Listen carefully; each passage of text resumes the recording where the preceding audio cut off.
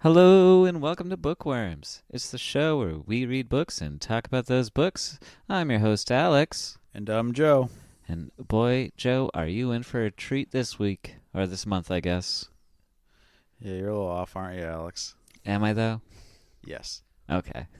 This is we alternate books. We're getting towards the end of season 2 here. This is Alex's last pick. Yep. And our seasons last a year and a half, believe it or not. So we're coming up on 3 years of podcasting, according to that logic. Yeah, I don't think it's not quite a year and a half because 16 months. Yeah. Okay, yeah, not quite a year and a half, but you get the idea. We're coming up on 3 years of podcasting. Can you believe it? I can believe it, Alex. It is quite impressive. I know. Who would have thunk we'd stick it out like this?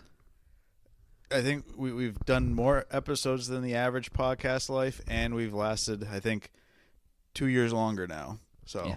Go us. Yeah, I think what's the average amount of like podcast episodes? Do you Less think? than 20. Less than 20, and yeah, probably less than like a few weeks or months. Yeah, we've also crossed over 2,000 total downloads. And if we are really good, we'll surpass last year's numbers without needing the bots to do all the background stuff that we got like 200 downloads in 1 month for no apparent reason. Hey. Those bots work hard, all right? I'm just saying, hey, we can do it with real actual people, beat last year's numbers. If you guys please share with all your friends and let them know that they need to download this so we can get past I think it's either 800 and 900 listens in a year. So, yeah. Yeah, that'd be great. We just reposted our best selling episode, I guess most downloaded episode. Yeah. Our best selling free episode. Yeah. Get what you pay for, folks. Was it the Absolute True Diary of a Part-Time Indian? We reposted that as a bonus episode because that's our most successful episode. Yeah, it was just under 120 downloads at the time of re-recording. I don't think it's actually changed. And since rebroadcasting, that got another 10 downloads. So, yeah, it's pretty impressive stuff. Oh, yeah. Impressive that we are still sticking it out. No. Yeah, for all our one listener. Yeah, who downloads it 120 times. No, we appreciate all our listeners. We do this if we were getting 0 downloads, honestly, because the only person I want to hear is your voice, Joe. So you know how I told you, we try to read all the comments? The other couple weeks ago, say, hey, I haven't looked at our YouTube channel or see how that's doing. So I started getting to the analytics of that. And I found out we had 1 comment on an episode. Oh, yeah? Yeah. Can you guess what episode it is, Alex? Is it Part-Time Indian? Nope. Is it Monster Calls? No. Is it Picture of Dorian Gray? It can't be because that's this episode. Yeah, that's this episode, so no. No, it is American Dream. Oh, really? Yeah. What'd they say? They were very disappointed in our analysis. They thought that they were hoping for some actual positive critique on it. And we're just he called us a couple of characters and then proceeded to say there's no wonders this only has like 5 listens on it. What do you mean couple of characters? So we're characters here. So. Oh, yeah? So I had a good chuckle at that comment. And I'm sorry that we did not enjoy it as much as this individual apparently did. I remember loving it when I was in college. It's just I reread it and it's like it wasn't for me. So I don't know what to tell the guy. I thought we gave it a fair shot at it. So yeah. And I think our critiques were fair enough to it. I mean, those were common critiques that book gets from what I've done research on. So yeah. So I mean, it's definitely a product of its time, and times have changed. So, but let's get on to the book we're actually on because we're already almost 5 minutes into this, Alex. Oh yeah. Granted that we had about 30 seconds of dead air there, but yeah. If you want to send us negative comments, please do. We'll comment on all of them. We're not going to comment back, but we will read them. Yeah, we'll and read them. Enjoy them thoroughly if you're clever enough. We are going to critique your critiques of us, and because we're a couple of characters.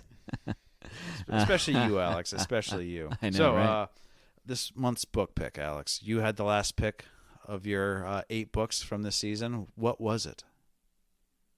It is my all-time favorite book. So I know that kind of skews what I'm going to say about the book, but it is one of the, I guess, kind of original, probably one of the most original monster books ever written, because the monster is simply a man.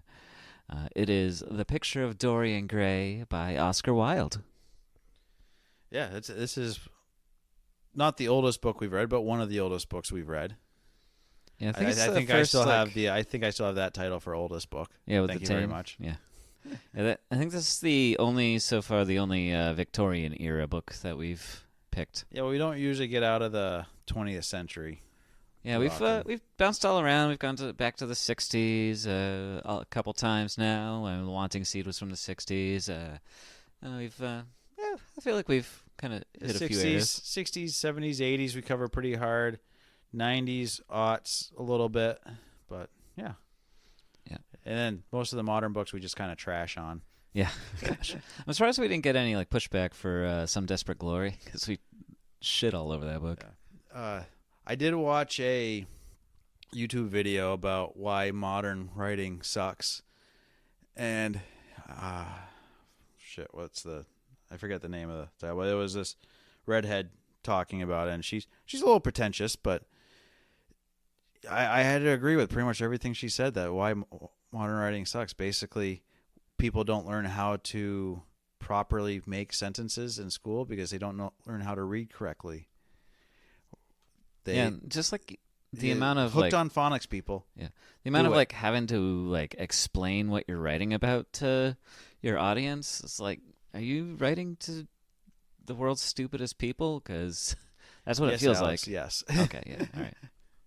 It's like you're just trying to cater to the lowest common denominator and not challenging them to think at all because you're spelling it all out for them. Well, it's just the whole flow of sentences. It's very choppy now, where you read something from the 60s and we're praising how well it maybe is not lyrical. You get some books that are very poetic or lyrical in their cadence, and when you read them, but even books that don't have that have a certain flow to them. So where now everything's just choppy and much. Well, who was it that you always talk about, author you like, that does short sentences? Like Hemingway? Yeah, Hemingway. It's like they're trying that but failing. Yeah. All right. That's a comment for a positive comment about Norman Mailer. American Dream does have some very poetic and lyrical writing. I'll give him that. Oh yeah, all the books we've read, other than the bad books we've read, have had some sort of good style of prose. And if you want some good style of prose, this book right here has it in spades. Yes, this is Oscar Wilde is well renowned for just his way with words, his very whimsical writing style, and it's on full display here in the only novel he ever wrote, because he was a poet. He wrote short stories, he wrote children's books. He was most well known for being a playwright, though. Do you see? You got the link I sent you about my favorite actor? Yes, Stephen Fry. Stephen Fry, yeah. Playing Lady Bracknell. Yes. I gotta imagine that's gotta be just total on mint par, whatever, for excellence. Yeah, when I was in college, I saw The Importance of Being Earnest. They put on a production of it, and all the men were played by women, and all the women were played by men, and it was the funniest thing I've ever seen. Just especially the men playing the women, they just went all out, and they were super into it, and it was so funny the entire time. And whoever they had playing Lady Bracknell for that production was just absolutely crushed it. So I can picture Stephen Fry going to town on that role because it's such a great role to play. But yeah. Oscar Wilde had a very kind of, short window of fame before it all kind of crumbled around him. So I think that's just some background. Kind of another reason I liked Monster Calls is because they had an interesting backstory. And Oscar Wilde had an interesting backstory. He's kind of like one of those authors who's more famous than anything he ever wrote. And you see that with his writing. It's just this is really good writing, but also just the history behind it, and how it got written and what happened to the author in a short period of time, because he was famous for 3 years, and then he went to jail, and then he died penniless and in exile. For being gay, and like that's a huge moment in LGBT history. Like he's like one of the original spokespersons of being openly homosexual, and he paid a huge price for it. And that's a lot of the reasons this book was so scandalous is because like he kind of pushed those aspects of life into the forefront. And I don't know, that's just one aspect of the book. Well, hopefully we can do a little deep dive into it, or I don't know. I think we kind of suffer sometimes because we only cover one book per episode. If we kind of broke it into segments, we'd be able to dive into even deeper. But this will just be what we can this is the cover kind of book, in an hour to an hour and a half. Yeah, this is the kind of book where people get masters and PhDs on, trying to analyze it. So our little podcast is barely going to scratch the surface of the potential of this book. Yeah, there's this book is probably one of the most analyzed books of all time. Like it's really never been out of print. It's up there with a Silmarillion. Yes, up there with a Silmarillion. Just insanely easier to read. As far as Victorian era books go, this is probably one of the more accessible ones to the commoner, like the people that aren't gung-ho readers. I mean, yeah, it's using big words, but in ways that even if you don't want to look them up, you can get a pretty good idea of what he is saying. Yeah, it's very, very down to earth, very simple writing style. You're not trying to like force your way through Faulkner or Dickens here. It's he had a much simpler writing style, and it definitely makes it a much more enjoyable read. The humor, even 120 years later, is still on point, and the darker aspects of it too just still ring true for just kind of the nature of the human condition and man's folly and the nature of vanity and art, and kind of ignoring the more important aspects of life. Yeah. So Alex, I have on my notes 3 stars next to this note, meaning that you need to read something. I want you to read the whole preface of the book. The whole preface of the book? Yeah. All right. I do not have my copy of my book with me, so please hand it to me. It's the look at all of the tabs that you have. Jeez, what the fuck? It's like 200-page book, and you got like 80 tabs. And I could have tabbed probably every page 3 times, and I had to hold back. So just so I could actually finish the book. Basically, everything Lord Henry says is instantly quotable. So I feel that way. All right. Should I read the back of the book too? Yeah. Start with the back of the book, and then go to the preface. All right.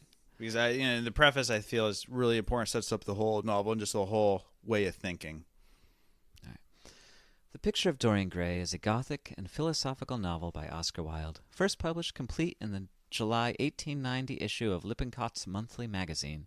Fearing the story was indecent prior to publication, the magazine's editor deleted roughly 500 words without Wilde's knowledge. Despite that censorship, The Picture of Dorian Gray offended the moral sensibilities of British book reviewers, some of whom said that Oscar Wilde merited prosecution for violating the laws guarding public morality. In response, Wilde aggressively defended his novel and art in correspondence with the British press, although he personally made excisions of some of the most controversial material when revising and lengthening the story for book publication the following year. So that preface that description in the back gives no hint to what this book's about, but that's all right. We're going to tell you what this book's about. But I'm going to read the preface. This is about 1 page, so bear with me. The artist is the creator of beautiful things. To reveal art and conceal the artist is art's aim. The critic is he who can translate into another manner or a new material his impression of beautiful things. The highest as the lowest form of criticism is a mode of autobiography. Those who find ugly meanings in beautiful things are corrupt without being charming. This is a fault. Those who find beautiful meanings in beautiful things are the cultivated. For these there is hope. They are the elect, to whom beautiful things mean only beauty. There is no such thing as a moral or an immoral book. Books are well written or badly written. That is all. The 19th century dislike of realism is the rage of Caliban seeing his own face in a glass. There's a Tempest reference for you. The 19th century dislike of romanticism is the rage of Caliban not seeing his own face in the glass. The moral life of man forms part of the subject matter of the artist, but the morality of art consists in the perfect use of an imperfect medium. No artist desires to prove anything.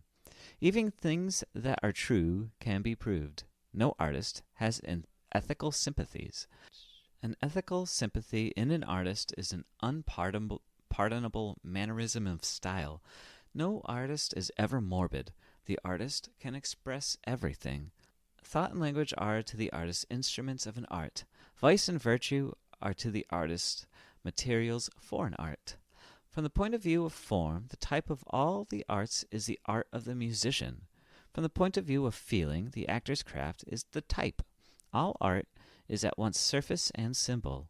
Those who go beneath the surface do so at their peril. Those who read the symbol do so at their peril. It is the spectator, and not life, that art really mirrors. Diversity of opinion about a work of art shows that the work is new, complex, and vital. When critics disagree, the artist is in accord with himself. We can forgive a man for making a useful thing as long as he does not admire it. The only excuse for making a useless thing is that one admires it intensely. All art is quite useless. Which is probably one of his most famous lines, saying all art is quite useless. So that's the preface. I don't know if he wrote that in the serialized version or if that was a response to the critics, but it's a very concise there. Yeah, it kind of sets up the whole subtext of the novel, I guess, and just because there is a lot of talk about art and the purpose of art and people's feelings on art in the novel, because basically it's a novel about hedonism. Yeah, essentially that's I don't know, there's such much ado over a painting, and it just completely changes the life of one man and ruins the life of basically everyone he comes into contact with, except for Lord Henry, which I always kind of wonder, is he like the devil that's just kind of whispering in Dorian's ear, or is he supposed to be an actual like character? If I remember correctly, Oscar Wilde, like a lot of the characters in his books are based on people he knew in real life. I think that's true for most writers, but yeah, he's definitely some sort of like corrupting influence on Dorian throughout the book. I said he's a corrupting influence, but he never gets corrupted, even though he's kind of guiding Dorian in that corruption, even though he's not necessarily a part of the corruption. Yeah, he's the only one who seems immune to Dorian's hedonism, and he in fact encourages it, and it seems almost amused by it. But we're getting a little ahead of ourselves here, so let's... Yes, the book does open, though, with Sir Henry watching Basil paint a picture of a beautiful young man. Basically, the artist, Basil, doesn't want Lord Henry to meet this young man, who we find out is Dorian, because Basil realizes that Lord Henry likes to ruin everything, and this artist has come to worshiping his subject, and he is working on his greatest piece ever, which is a portrait of Dorian Gray. Yes, the title character, Dorian Gray, is getting a title portrait made of him.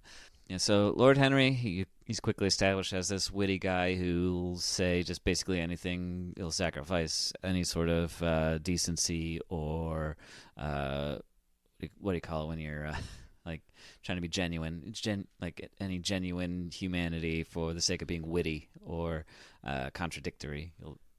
I'll read a quick quote here. Give Alex a break after those long reads that he just did.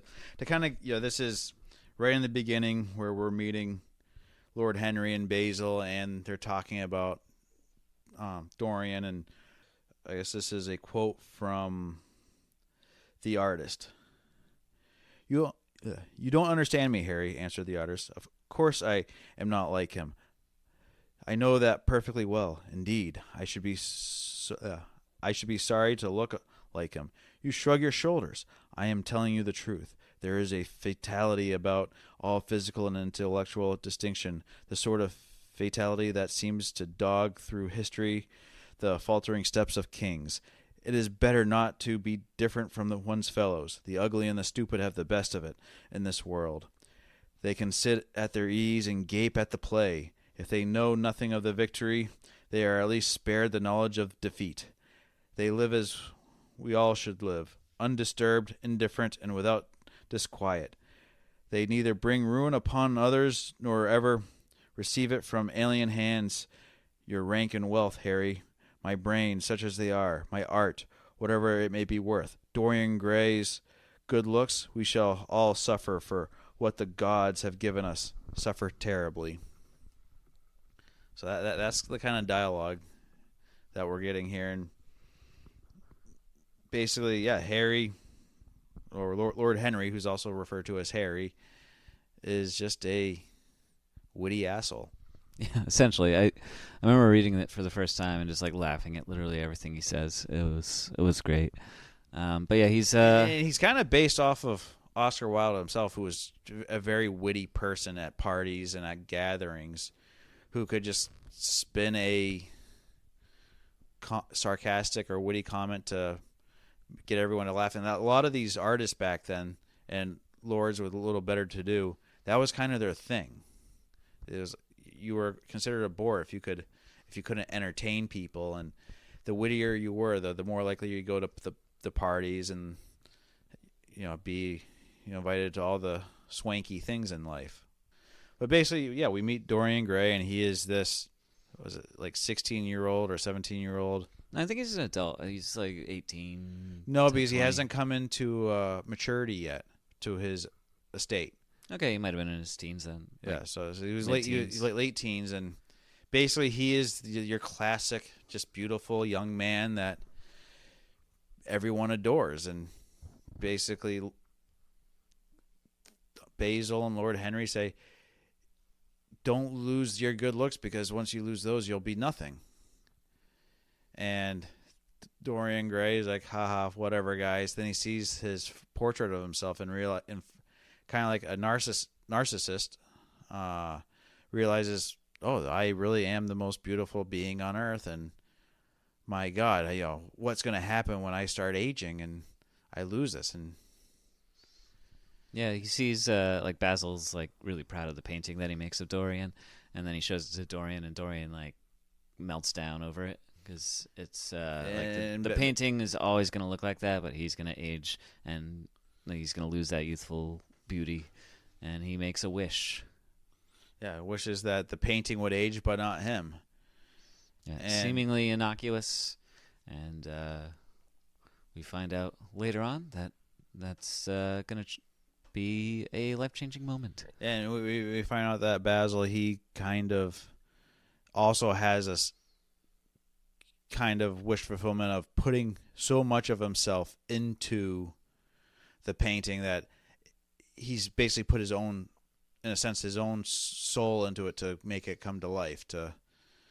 Even though it is Dorian's soul, quote unquote, that it's locked in there from this wish, all that passion that Basil had is what gives that the energy, so to speak. None of this is outright said. It's all. Yeah, it's very clear that Basil is in love with Dorian, though.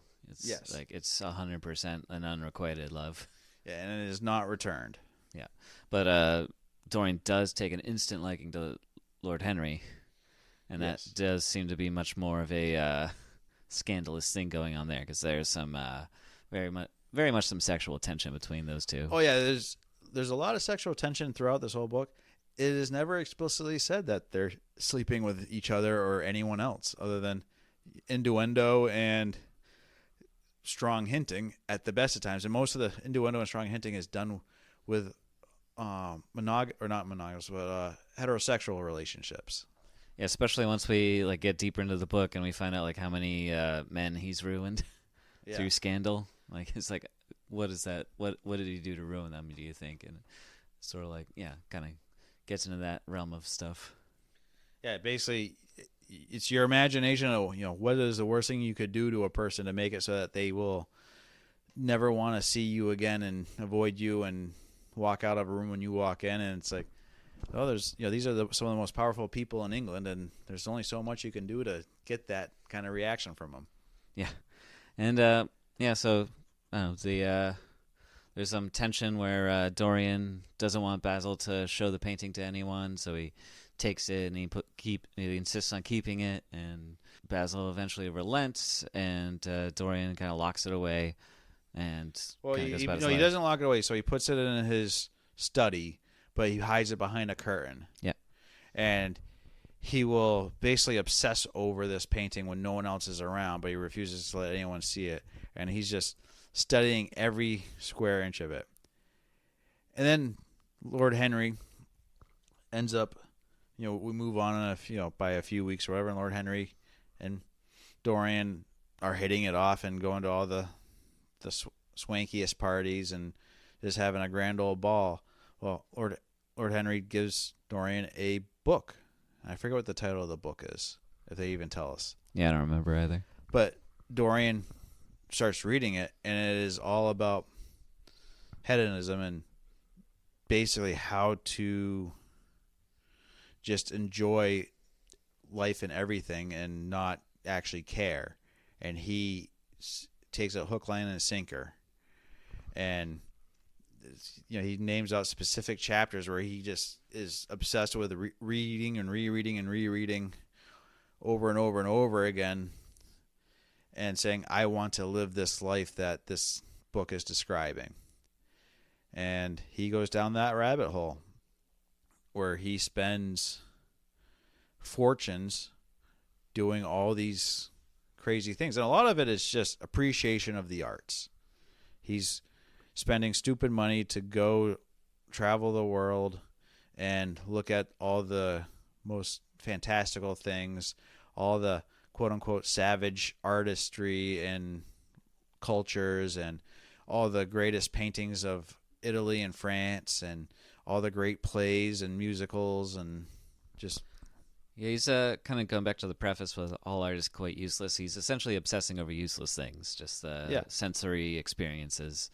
And part of that includes going to a just kind of rundown theater company to watch, I think it was Romeo and Juliet, and he falls in love with the lead actress, who's like the only talented person on the stage. Yeah, one Sybil Vane. Yeah, he just kind of wandered by this theater, and a very derogatory description of the manager who's Jewish, kind of pulling him in and putting him in the box, and he falls in love with Sybil Vane. Yeah, Sybil Vane, who's a very talented actress, and we kind of he starts going to it's like a Shakespeare company, so there's 2 Shakespeare plays, and he goes and he sees her play Ophelia, he sees her play Juliet, he sees her play I don't know, other women.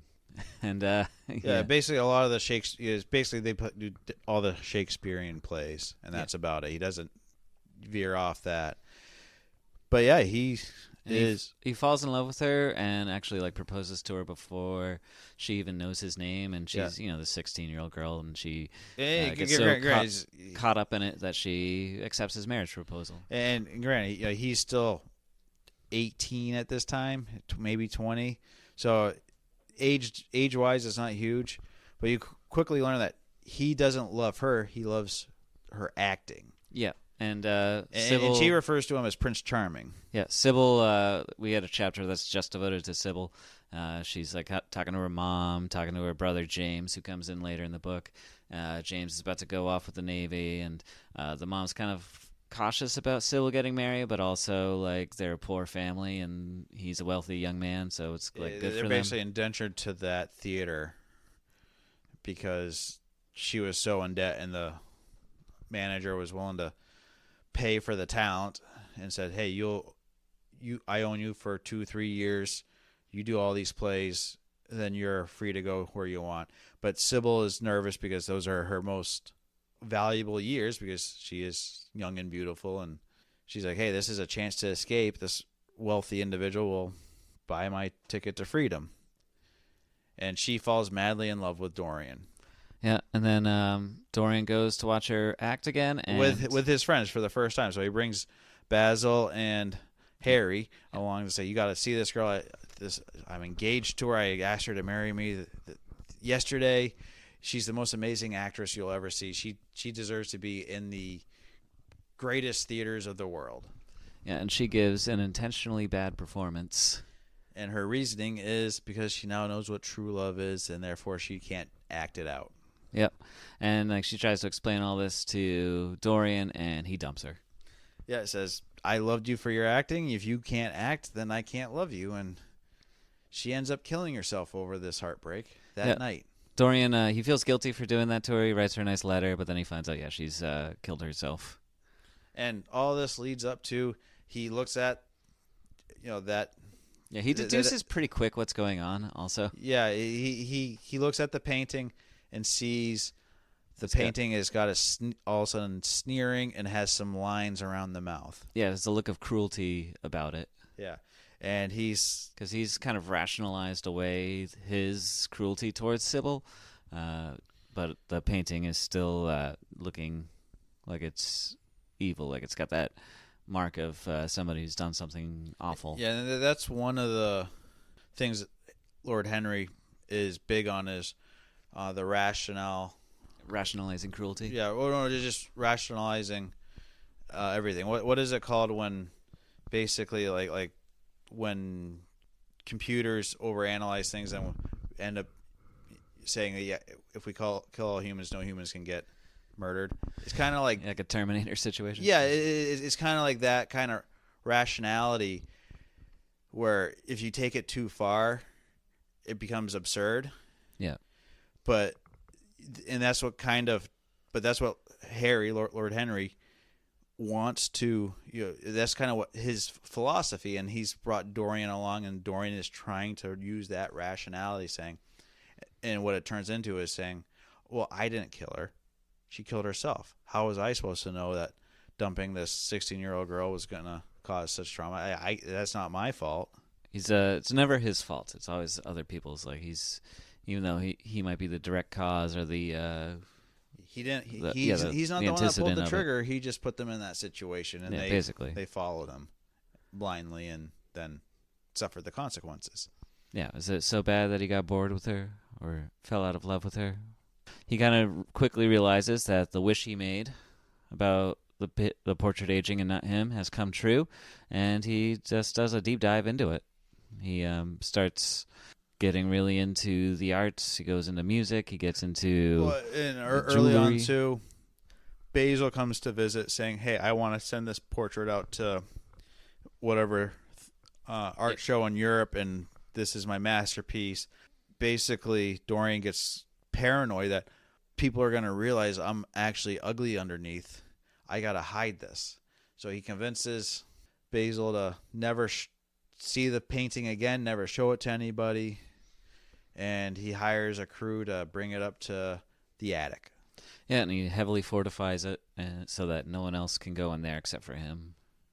Yeah, and so, like I said, he starts traveling the world in earnest now and just living the life of a luxurious playboy. Yeah, there's a really long chapter. It's like really the only long chapter in the book where, it just covers 18 years of history where he's, he's obsessing over jewelry one year, then he's really into music the next, and he's obsessing over art and learning all about the artists, and he's enjoying all these sensual pleasures, and meanwhile he's just creating controversy after controversy, and he's kind of his exploration of the self is at the cost of everyone around him.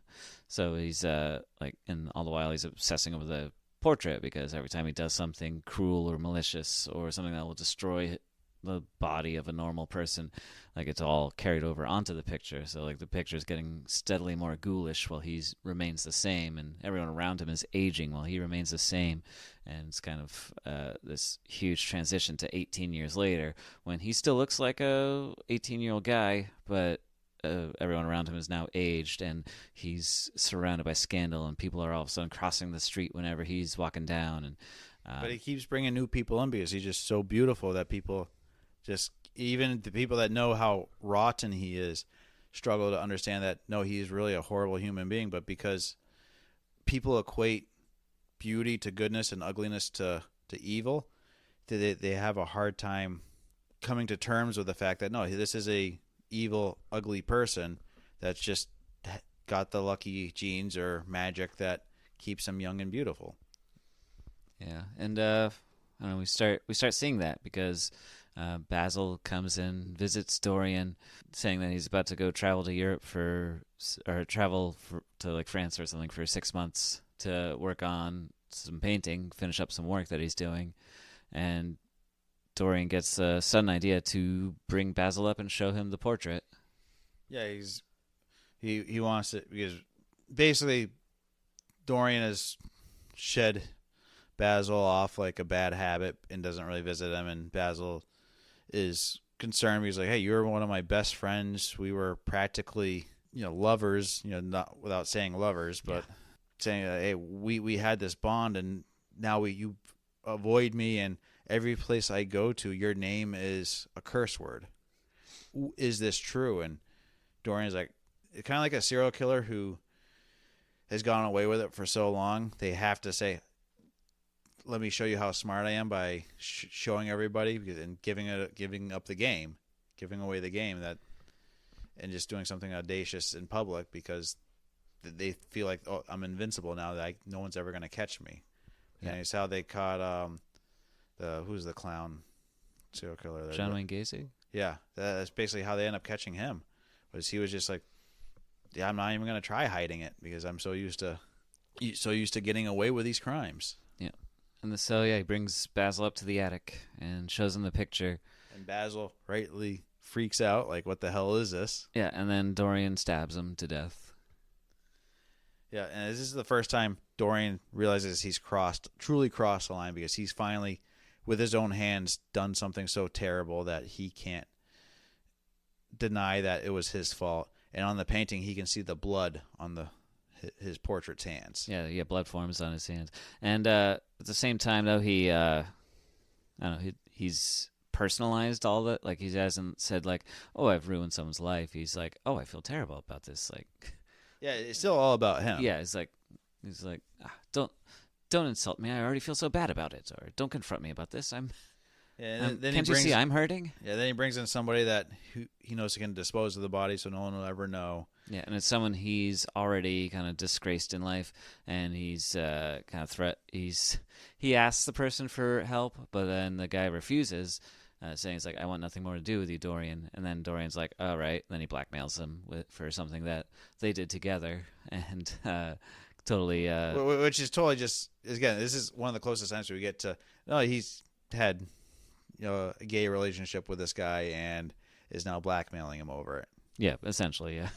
So it's never explicitly said, because it would have been illegal to do that back then.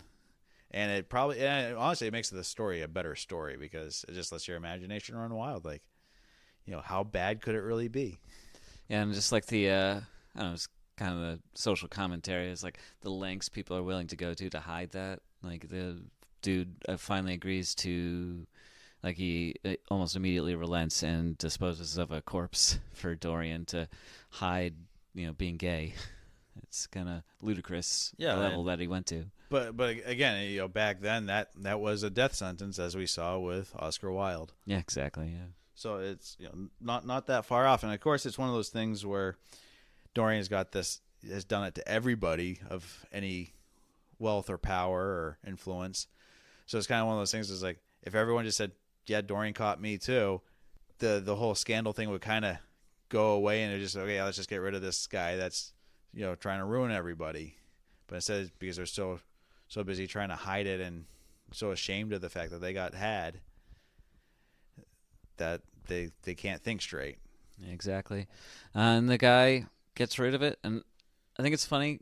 Well, it's not funny, but the like the way that storyline with that character gets resolved is like, it's just casually mentioned that he commits suicide towards the end of the book. Yeah, it. So like, hilarious, he does this, Alex. I was laughing my ass off. So it's just like, he does this thing to protect his name. Like, he disposes of Basil's body, and then but it's that thing that tips him over the edge to say, yeah, no, this is too much for life now. Yeah, and then he offs himself. But yeah, that helps Dorian. He's got the cover up. Basil was supposed to have gone away for 6 months anyway, so no one's going to question his whereabouts. He thinks he's gotten away with it scot-free. But he's still, it's like the Dostoevsky book where he gets away with the murder, but it's Crime and Punishment. Crime and Punishment, where he's the perfect murderer, not going to get caught, but then it just weighs so heavily on him that he's spiraling out of control. Yeah, he in order to kind of like soothe his nerves, he goes to an opium den where we meet some more people that he ruined and used to be lords and ladies and are now. There's a former highly regarded lord who's now an opium addict.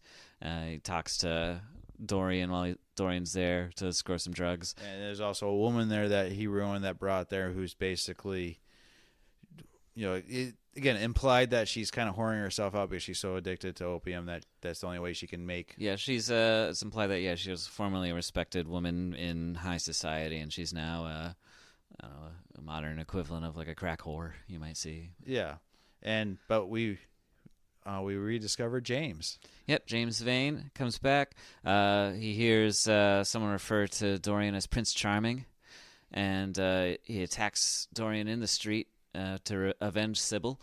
Turns out, though, Dorian, with his quick thinking, says, like, you're saying this happened 18 years ago? Look at me. And then he looks like he's 18.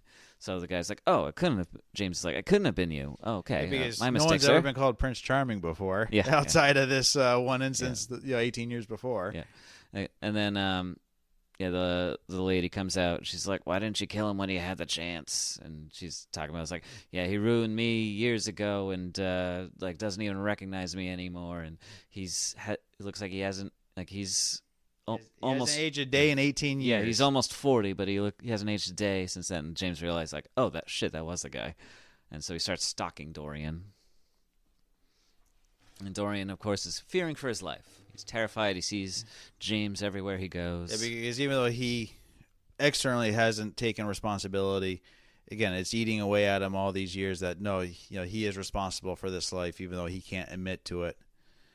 But he goes out to a few parties, and they ends up at a shooting gallery where all the high society's birding, which is basically you got beaters in the woods flushing birds out, and these guys are just blasting away as they have casual conversation and wheel and deal. And Dorian sees a hare, a rabbit, taken off, and says to whoever, I forget who he's talking to, says, "Oh, I'm gonna shoot that," and Dorian says, "Don't shoot." The guy shoots and ends up shooting somebody in the bushes. And it turns out, we find out afterwards that it was James Vane trying to sneak up on Dorian and killing him. Yeah, the amount of luck Dorian has, and I guess it's not always luck, but yeah, it's astounding. Like, he's being stalked by somebody who means to kill him, and that guy gets killed, or he murders Basil, and then he finds he has the right person who can get rid of the body that he's got dirt on, and can just get away with it. So he's always, no matter what he does, he always gets away with it, and just if it's not by his own cunning, it's by just shit luck, and he had some shit luck here. But it's kind of triggers in him like, hey, maybe I shouldn't be so awful all the goddamn time. Maybe I should do something. Maybe I should try being nice and try doing the right thing. So he decides he's engaged in a secret relationship with some poor peasant woman who's also very beautiful in the countryside.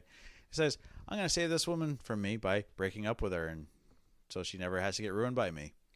Yeah, and so basically doing the exact same thing he did at the beginning of the book when he broke up with Sybil Vane. Yeah, but he thinks he's doing it for noble purposes this time instead of just dumping her because she's a bad actress. But Henry kind of laughs this off, and he tells him, he's like, no, you're still only doing this for your own selfish purposes. But Dorian's convinced that he has turned a new leaf until he goes back up and looks at his portrait, and he sees it's even more corrupt because now he's trying to do good things for his own sake, which is just as bad as doing bad things. And basically, he got caught in the deadly sin of pride. And you ever watch Charmed, the original one? Not really, no. Oh, okay. I watched it with Becky way back when, and there's this one episode where the Charmed sisters all get basically tied into a deadly sin that they most resemble in real life, and they have to break out of that sin. The oldest sister gets pride, and they find out that there's no way to defeat a deadly sin of pride, because no matter what, it will come off as prideful, like becoming the most humble person in the world. That's a prideful comment. You can't just become humble; you have to be the most humble. So again, it's just so, in that vein, Dorian Gray, it says, I'm going to become not only am I going to become a good person, I'm going to become the best person, because I want to be that perfect human being that my face says I am. And it's all for him. It's all for his own prideful purpose of being a beautiful young person. Yeah, and he just that's reflected in the picture too, just like another little blemish on his features, and he starts kind of spiraling out. Yeah, and basically he looks like at 40 years old, he looks like what we would picture a 102-year-old looks like. Just this decrepit, evil goblin of a human being. Yeah, just picture like your second grade teacher. That's what he looks like. Someone who's been teaching for 10 years, they look like that. Just like, ugh. No, I joke, teachers. You work very hard. I'm sorry. As a former teacher, Alex is very sorry for his. I'm still in recovery. But he gets this bright idea. He like kind of wonders like, what happens if I destroy the painting? Because it's finally like pushed over the edge. Like, I cannot change this path I'm on. And just in a fit of frustration, he grabs the knife and the knife that killed Basil. Yeah, he slashes the painting. He stabs it. Yeah, he stabs it right in the heart of his portrait, and it cuts away. Like kind of like you see the knife go up, and then like you get the outside shot of the house, and you hear a scream, and the servants all like, what's going on? And they can't get in the room, so they had to crawl in from a window from the outside. Yeah, and they see an old man with a knife in his heart, and the picture is back to what it was originally, and they find out from the rings on the old man's fingers that it's Dorian, and so like they with a knife in his chest. With a knife in his chest. So Dorian has essentially killed himself by stabbing the picture, which is completely different how he dies in the League of Extraordinary Gentlemen. I think that's a movie nobody's watched in at least 20 years. Yeah. How does? Yeah. That's like if he looks at his painting, it reverses. That was a weird way to change his character. Yeah, of course he was a superhero in that one, so you had to make him, semi good, even though it's like everyone's like, you're actually evil. It's like, no, I'm not. Yeah. Anyways, I digress. That was a terrible movie. I can see why Sean Connery retired after that. Well, what was the movie he turned down? They turned down Lord of the Rings. Yeah, Lord of the Rings. He's going to be Gandalf. Yeah. I'm kind of glad he wasn't Gandalf. Yeah. It would have been a bad Gandalf. Yeah. I like quoting Gandalf in like his voice, like, a wizard is never early. It's like, never wizard is never late, nor is he early. Right? It's precisely when he means to. And I don't know. That's not a good impression, but you get the idea. Well, we get it. You shall not pass. Yeah, it just doesn't work. But yeah, so that's basically the book. Yep. It's a very, very basic story on the surface, but yeah, there's I don't know, you could do deep dives into this thing forever and ever. Your whole career could be based off this one book. And there's like societal implications, LGBT views, historical background. Like, there's so much that this thing covers. It's for 240-page book. It's one of the smartest books you'll ever read in your life. Yeah, this is why Alex likes short books, because they tend to not drag.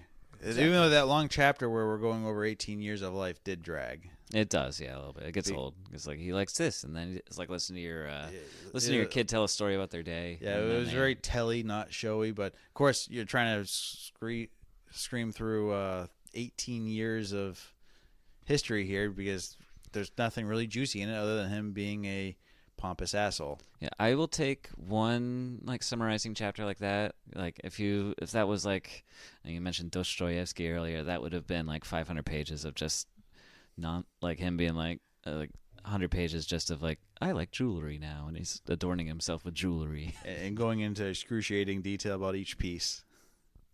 And he's like buying the finest ruby in town, and there's like a whole thing about that, and it's like, It's like, yeah, it's just a 20-page chapter where he's going through and trying new things. That's fine. And then it's right back into the action. Yeah. A little montage. So your final thoughts, Alex? Still my favorite book. 5 stars. Oscar Wilde is immortal in his writing. Yeah, I thought it was a good story. It's definitely written beautifully. You know, if it is a little dated, I mean, it was written, what was that, 200 years ago now? It was 1890, so 135. Yeah, almost 150 years ago. So I guess it has a right to be dated. Yeah. But I think it's like we keep saying, it holds up well to today. You can still, it's very readable. It's not like trying to read Shakespeare where you're really struggling through the language. Yeah, and he's talking about things that have just kind of rung true throughout all of humanity. Just and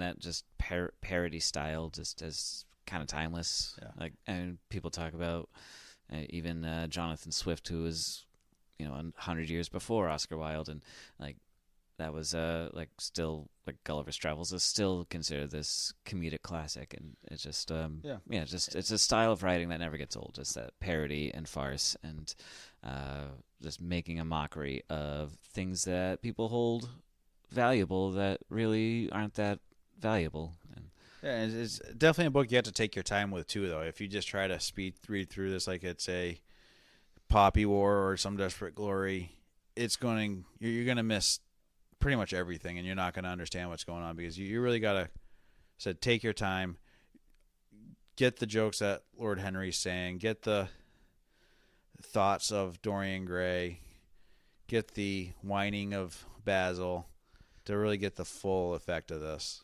Yeah, and just as the preface states, like, did Oscar Wilde write this with the intention of making a mockery of everything around him? Or was he going for an entertaining story? Because I feel like he was going for an entertaining story, but like his version of an entertaining story is to make fun of everything around him. And I think the views that society put on that book, and like the in-depth reading that the critic puts into it, as he also states in the preface, is like a symbolism of great art, is because people see different things into it. Some people were outraged by it. Some people look up to it. It's my favorite book. Joe tolerates it. Some people probably really fucking hated it. So it's hard to say. I wouldn't say I tolerate it. I like it. It's not going to make my top 5 stories by any stretch. But I recognize the brilliance of it for sure, and I can appreciate that brilliance and enjoy it. I just, I like Terry Pratchett. Yeah.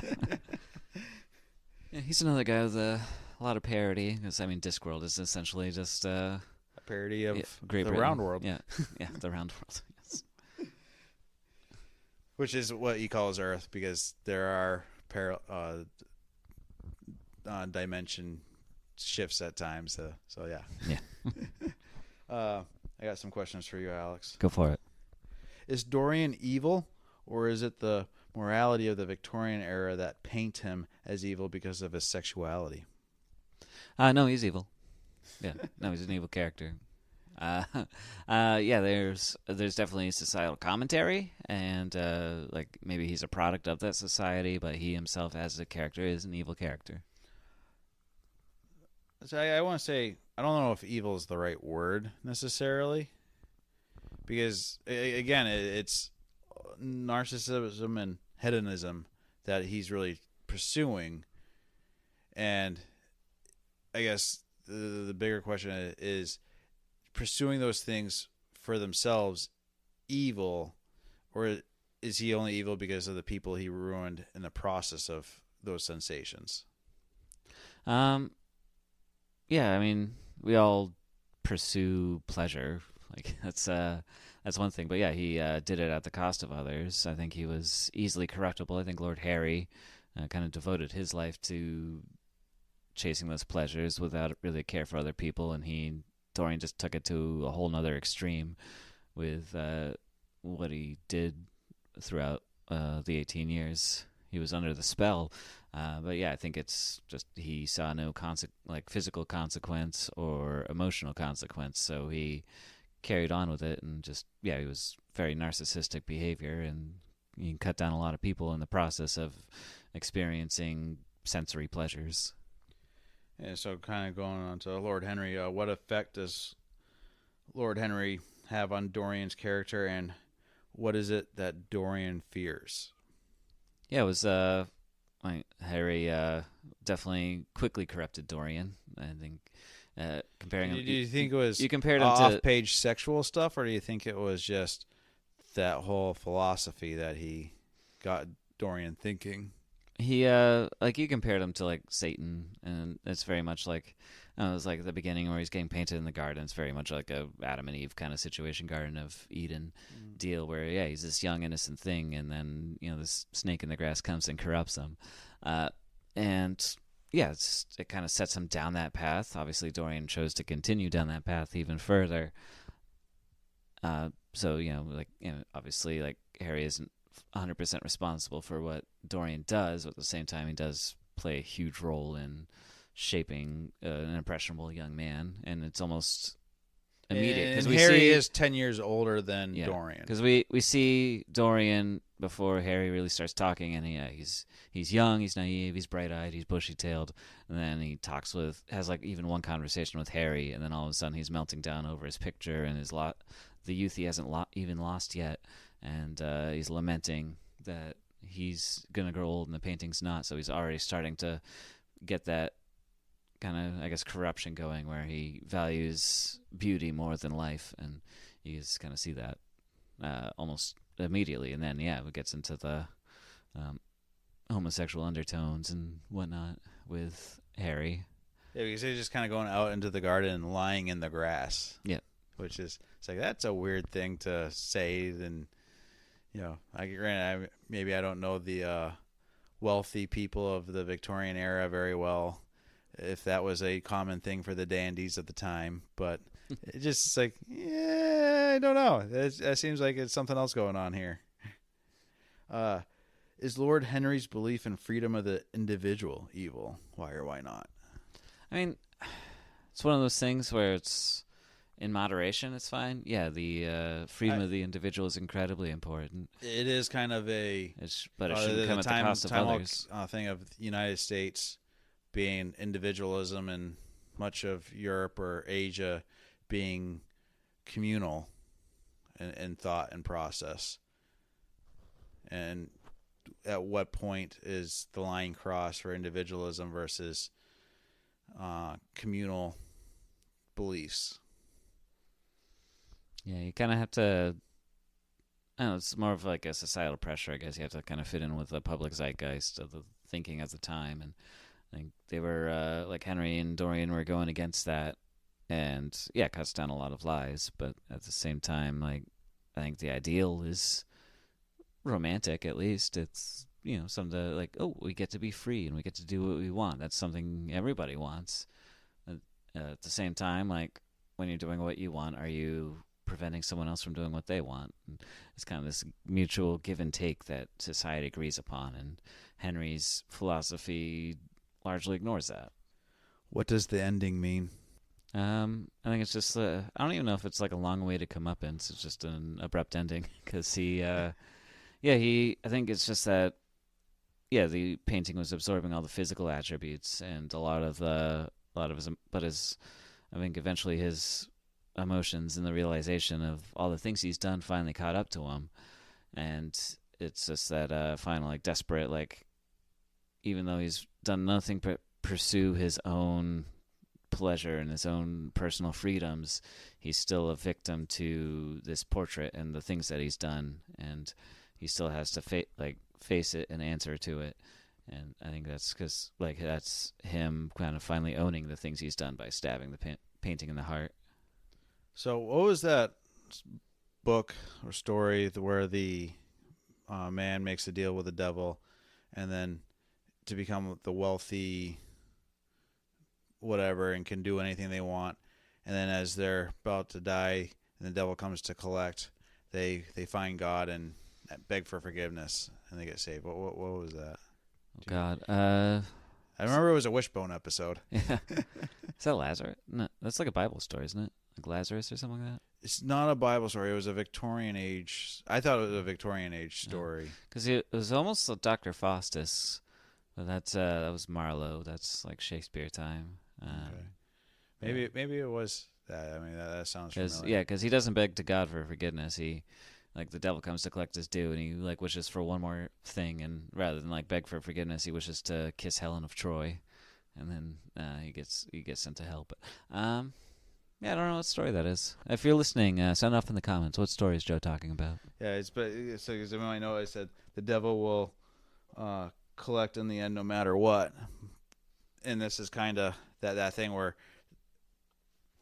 his actions, like you said, are so heavy on him just because they're being taken away from his physical body. The mental weight is still there, and it eventually breaks him, and he can't explain it away anymore. He's got an answer for it. Yeah, and because even though there is religion mentioned in this, it's kind of mocked, and so he doesn't have that. I said that's why I brought my mind to that story. I remember more from Wishbone than the actual story, but it was a not having that ability to go to a higher power and say I fucked up. What can I do to change this around and find forgiveness? It's just like, nope, it's all on you now. The book was used against Wilde in court for illegal homosexual relationships with Lord Alfred Douglas. Why was it used as evidence, and did they interpret it correctly? Well, I think we were just talking about like several heavily implied sexual encounters that Dorian has with men. But again, it's never explicitly said. So Wilde's kind of hedging his bet, saying, with his whole, it's whatever immorality is coming from it is coming from you. So he could say, oh, maybe you're the one having the homosexual thoughts here because you're the one that took that out of this. Where I just said, yeah, they were laying in the grass together. Yeah, I mean, he can always use that as a defense, but like obviously it didn't hold up in a court of law. It didn't work out in his favor. Yeah, I mean, there's like several scenes like where Dorian and Henry ride in the carriage together. Was Basil taking a separate carriage? Like it's implied that they have sex in the carriage. The person that he blackmails after killing Basil, the person he meets in the opium den, it's all heavily implied. The homosexual undertones and not even really undertones. Like it's implied. Yeah, these guys had sex, and so yeah, there's a lot of gay themes in the book. It's even nowadays it's considered a classic of gay literature. So it's definitely scenes where it reflected poorly in a court of law for Oscar Wilde. And a little bit of a bonus question here for you, Alex. Did Wilde have more stories in him, and do you think they could have had as big of an impact as this story or his plays? Or do you think that because of his fame being cut so short the way it was, helped this legacy of his grow to immortal status?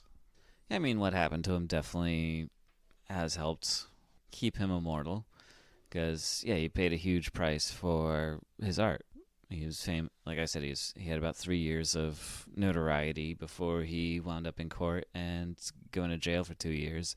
So he, it plays heavily, whether it's the importance of being earnest, which is like his big opus, the thing that everybody knows, or this book, which is probably his second most famous work behind that.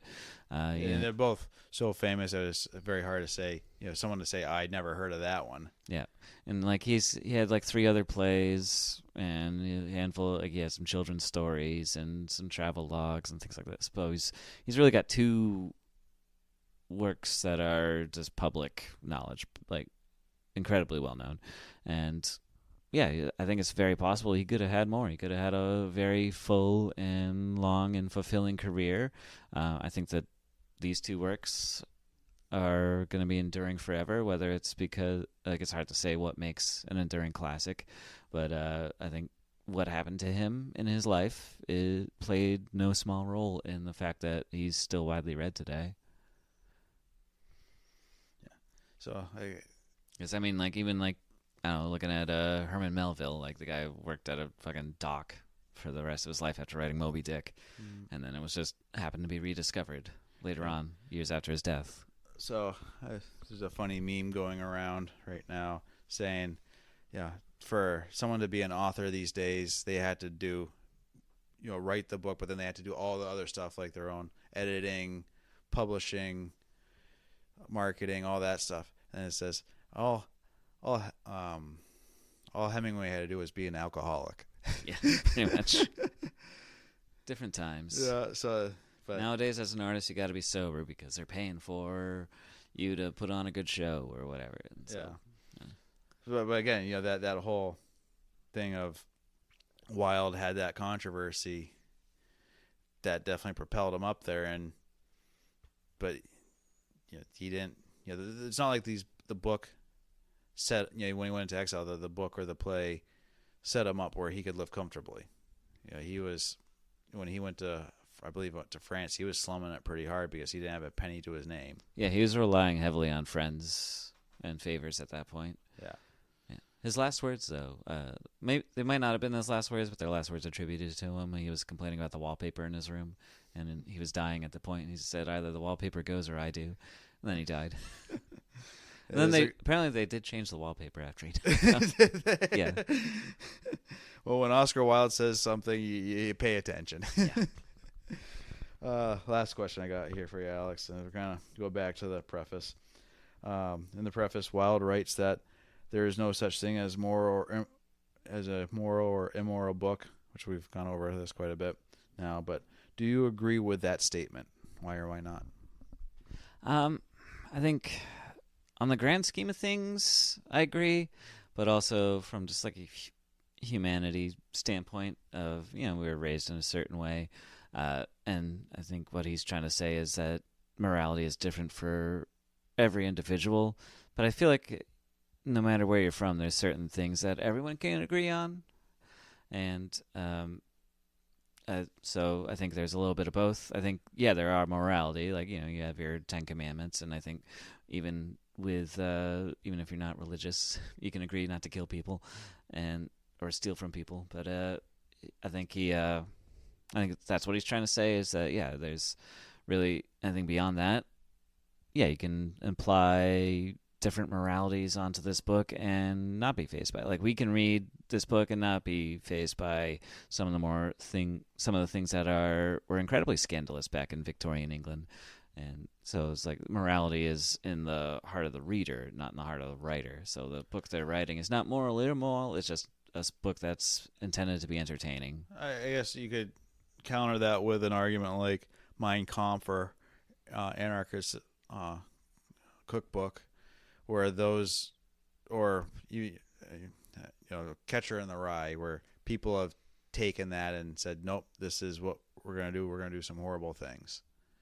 And maybe not Catcher in the Rye so much, because that is just some crazy people taking something way too far, that they pulled out of it, that I don't know how they got that out of that book, but yeah, I think if you're, with the Mein Kampf thing, if you got to jump all the way to Hitler to get to the morality thing, then I think I think there's probably some give and take at that point. Yeah. I don't know. Yeah, like obviously Mein Kampf is an awful expression of humanity, but but I don't think Oscar Wilde was going that far. Remember, he was before Hitler came around. Yeah, but I guess who knows what they had for writing that, and it just didn't survive. But I'm sure there was stuff that was saying kill. Especially like the Jews are evil. Yeah, Victorian England had no shortage of anti-Semitism, and there was a lot of just very, even for that times, racist writing. Where here we read it now and we're like, holy shit. But even back then, even a lot of the people that would be considered racist were like, yeah, this guy's going a little far, a little crazy here. We need to tone it down a little bit. So I said, so that there is that kind of stuff out there back then. So I guess there are stuff that maybe is immoral because of the message the author's trying to send. Where like this book is, the message isn't, being gay is right or wrong, it is what it is. And the people are doing horrible things, but it's almost like a warning of, hey, this is what happens when you take this thing too far. So don't take it too far. And then Oscar Wilde then took it too far. Yeah. Yeah, that's just parody. It goes too far to prove a point. Yeah. Yeah. Yeah. That's all I got, Alex. Do you have anything else? Yeah, I highly recommend this one, even if you're not a big fan of Victorian literature. This is a shining example. It's one that's easily accessible, and it's my favorite book, so you should give it a try. So don't make Alex cry by not reading his favorite book, people. Yeah. He at least picked one that's short enough that you don't have to spend months reading. Yeah. Yeah, and he's not as wordy as Dickens, and he's not as boring as some of them Russian writers that you might read, your Dostoevskys and your Tolstoys. So he's it's short, it's sweet, and it packs a wallop. It's a lot to think about. It's a lot to talk about. We barely scratched the surface. We've been talking about it for what, like a little over an hour? Yeah, a little bit over an hour. And there's like there's deep dives. You can read books and books about this book and this author, and still find new things about it. It's one of the best books ever written, and it's my favorite book. Okay, congratulations. Oh, thank you. So next month is my pick. Yeah, your final pick of the season. My final pick. So I'm picking another walloper here, like last season with another sci-fi epic. Yeah. I think people are going to start noticing a pattern here pretty quick, Alex. I hope you save that like 800-page one that you chose for next season to the last one. My God. I haven't decided which one's going to be like. I got a couple that I might save, but to the last one. But yeah, so the book I'm picking for my last pick this season is Hyperion by Dan Simmons.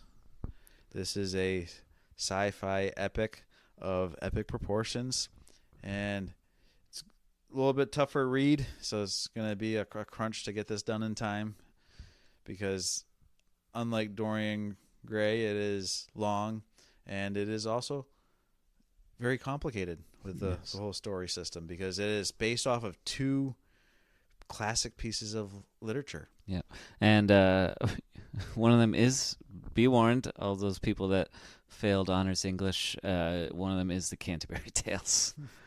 Yes, and the other one is a Keats poem. Yeah, Dan Simmons. If you know anything about Keats, then you'll get like everything Dan Simmons ever wrote, because that guy had a weird obsession with Shakespeare and Keats. Yeah. And apparently Canterbury Tales. Yeah. And that's just a classic storytelling style. Yeah, but anyway, so yeah, that is the book we're going to read for next month. So please join in, and this is one of those sci-fi books that is considered typically top 3 all-time sci-fi books of all time. Yeah, I think it was a Hugo nominee at least. It was a Hugo winner. It won. Okay. It did. I forget. I think what all year. 4 books in the series were at least nominated for a Hugo. Yeah, I think so. So I was looking through the Hugos recently, because I was like, I saw that this had won, so I was like, wonder if any of the Ian M. Banks books won, because again, I think the Culture series is probably one of the best series for sci-fi ever, and the biggest ones are the books 2 and 3. Yeah, most of them did not get nominated, and he didn't win ever. I couldn't believe it. Yeah, that's crazy. And like the years that the early years where he wrote those first few of them, it wasn't like the competition was that crazy that he shouldn't have been nominated. So I was just kind of surprised. It's like, because again, when people think best science fiction, typically Dune is up there as number 1. Occasionally they'll put like Mary Shelley's Frankenstein up there because it is kind of the first science fiction book that kind of got that label.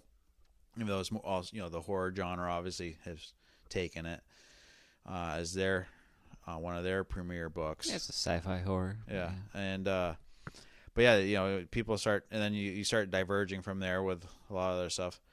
But yeah, Hyperion is kind of that, like we were talking about author, where all the authors and the uber book nerds know about.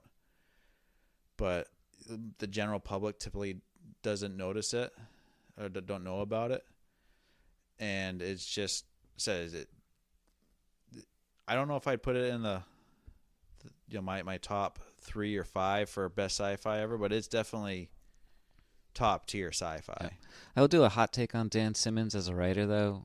I'd say the Hyperion series, the Hyperion Cantos, as they're called, are the only truly great thing he's ever written. Great, maybe, but He's written some good books. Yeah, but, I was gonna say I've enjoyed some of his other books, one of which we will probably cover in another season. Oh God! All right. Yeah, he's But I've also read some of his books that are just plain bad. He can be incredibly hit or miss, sometimes in the same book. Yeah. But yeah, so definitely check that out. So we will be back next month. Until then, if you want to email us, you can, kendallbookworms@gmail.com, or on Instagram @kendallbookworms. You can DM us there. We are on YouTube if you want to listen to us there. Comment, like, subscribe, Spotify, Apple. Leave comments. We do, as we said earlier, we do read them. Eventually, sometimes I'm a little slow to looking at that stuff, but if you make a comment, maybe we'll mention you on a future show. We have... What else do we got? I have a Medium where I write book reviews of books that we are not covering on this.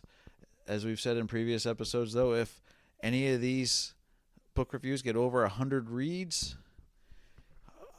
Alex will have to read that book and we will discuss it. Yeah, so find the shortest books and read them. Alex does have some books for sale. Alex? Yeah, we got Paul Plimpton vs. Ragnarok and The Destroyer. We'll have a link for those on below for Amazon. See, what else do we got going for us? Anything, Alex? See, I've touched the Instagram. I think we've got it. Yeah. Like, subscribe. We're on all the major podcast apps, so there's no excuse not to listen to us. Alex, get us out of here. All right, well, that was the Picture of Dorian Gray. Tune in next time for Hyperion. I'm Alex. And I'm Joe. And this has been Bookworms. Out.